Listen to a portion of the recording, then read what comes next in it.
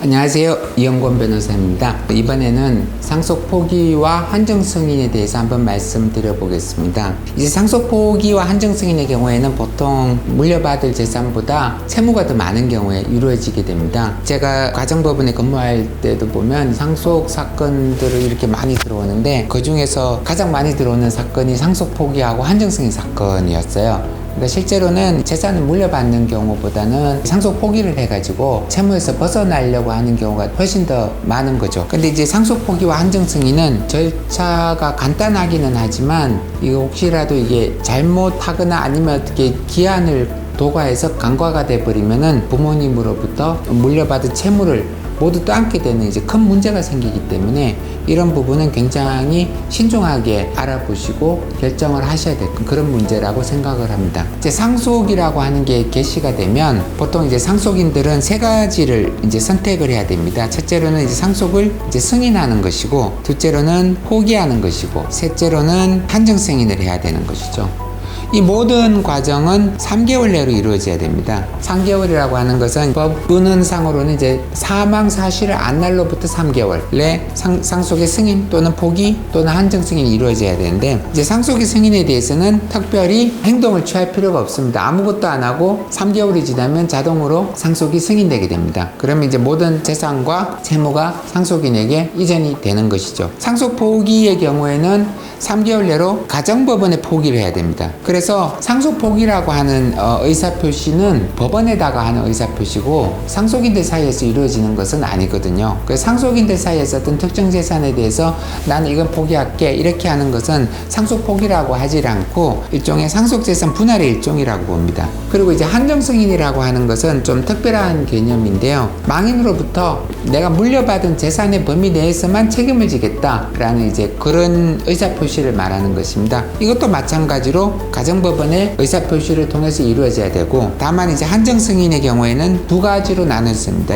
그러니까 일반 한정 승인과 특별 한정 승인이 있어요. 이게 뭐가 다른가 하면은 통상적으로 이제 상속의 포기나 한정 승인은 이제 사망 사실을 안 날로부터 3개월 내에 이루어져야 되는데 그 기간을 도과하는 경우가 있어요. 그 어떤 경우냐 하면은 뭐 아버님이 어떤 채무가 있는 사실을 모르고 단순 승인을 했는데 그러고 나서 이제 몇 달 지나니까 갑자기 어떤 고지서 같은 게 날라왔다. 그때 채무가 있는 사실을 알게 됐고 그것이 이제 물려받은 상속재산보다 채무가 더 클 때, 그러니까 채무 초과 상태라는 걸 알게 됐을 때는 3개월을 도과하더라도 특별 한정 승인을 할 수가 있습니다. 그래서 이 특별 한정 승인은 채무 초과 사실을 안 날로부터 3개월 내에 법원에 특별 한정 승인을 신청을 할 수가 있습니다. 상속 채무가 많을 때는 상속 포기를 할 것이냐 아니면은 한정 승인을 할 것이냐 고민을 하게 되는데요. 제도에는 장단점이 있습니다. 첫째로 이제 상속 포기는 절차가 간편해요. 그 상속 포기 신고서를 3개월 내에 법원에다가 접수를 하기만 하면 됩니다. 그러면 이제 법원에서 기한을 도과했는지 여부만 확인한 다음에 바로 수리를 해줍니다. 그러면 이제 상속인의 지위에서 탈퇴를 하게 되는 거죠. 그러면 이제 뭐 간단하게 상속 채무에서 벗어날 수가 있기 때문에 상속 포기라고 하는 것이 가장 이제 간단한 절차이긴 한데, 상속 포기의 경우에 이제 문제점이 뭔가 하면은 이 후순위 상속인들에게 이전이 된다는 겁니다. 그게 무슨 말인가 하면 아버님이 이제 채무가 많아가지고 자녀들이 다 상속 포기를 했는데 그럼 이제 상속이 이루어지지 않고 끝나는 게 아니고 그럼 이제 후순위 상속인에게 이전이 되기 때문에 그러면 그 상속 채무가 손주들한테 이전이 되고 그 손주들이 상속 포기를 하게 되면 또 형제 자매들에게 또 전가가 되고 이런 식으로 해가지고 사촌까지 계속 순차적으로 포기를 해야 됩니다. 그러다 보면은 이제 상속 포기 문제 때문에 집안에서 어떤 큰 분란이 일어나게 되고 요즘 같은 시대에 어떤 사촌까지 다 찾아가지고 상속 포기를 뭐 시키기에는 사실 연락할 방법도 사실 마땅치가 않아요. 그래서 이제 굉장히 이제 간편한 절차임에도 불구하고 이제 상속 포기의 경우에 이런 문제가 있기 때문에 한정 승인을 많이 이용하게 됩니다. 한정 승인의 경우에는 똑같은데 상속 포기하고 뭐가 다른가 하면은 재산 목록을 정리해서 신고를 해야 됩니다. 그래서 상속 포기의 경우에는 나는 그냥 상속을 포기할래요. 그리고 이제 법원에다가 그냥 서면만 제출하면 끝나지만 한정 승인의 경우에는 적극재산 그리고 소극재산 이 내역을 목록을 만들어 가지고 제출을 해야 됩니다. 이제 그런 과정이 이제 복잡하고 두 번째로 이제 한정 승인의 문제는 뭔가 하면은 채무 자체가 소멸이 되는 것은 아니라는 거죠.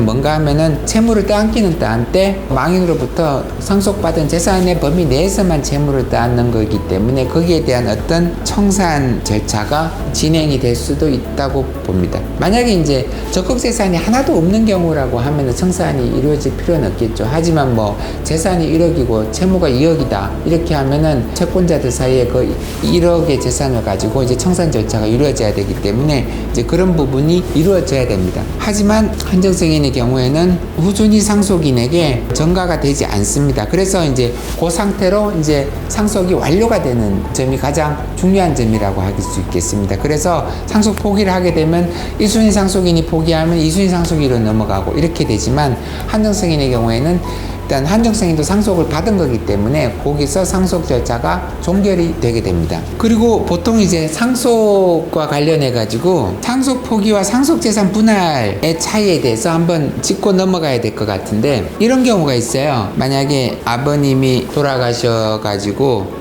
지금 어머님이 계시고 자녀가 둘이 있다. 이런 경우에 이제 아버지 갖고 있던 집이 한 채 있어요. 이걸 그러면 이건 어머님이 살고 계시니까 이거 어머님 명의로 하세요. 이렇게 해가지고 집을 어머님 명의로 이전해 드리는 방법이 두 가지가 있어요. 첫째로는 이제 상속 포기를 하면 돼요. 이게 첫째로 이 자녀들이 상속 포기를 하게 되면은 이제 어머님이 단독 상속인이 되는데, 이런 경우에는 사실은 이제 배우자의 경우에는 직계 존속하고 같이 상속인이 되기 때문에 뭐 특별한 절차가 또 있지만 일단은 이렇게 되는 방법이 있고, 또 하나는 상속인들 사이에서 이 집을 어머님 앞으로 명의를 이전하겠다고 하는 이제 상속재산 분할 협의를 해서 어머님 앞으로 명의를 이전하는 방법이 있을 수가 있어요. 근데 이제 이게 뭐가 다른가 하면은 상속 포기를 하게 되면 상속인에서 완전히 배제되는 거기 때문에 이제 단독 상속인이 되는 것이지만, 이제 상속재산 분할을 하게 되면 요 특정 재산에 대해서만 어머님 앞으로 이전을 하게 되는 것이고, 이 상속 채무에 대해서는